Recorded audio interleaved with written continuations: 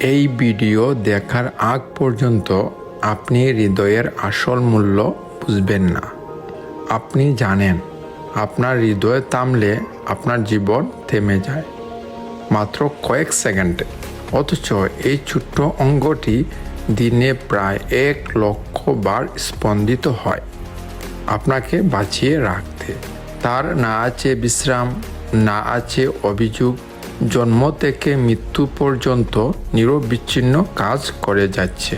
তবুও আমরা ধূমপান করি, দুশ্চিন্তা করি আর অবহেলায় ওকে ক্ষতিগ্রস্ত বা ধ্বংস করছি।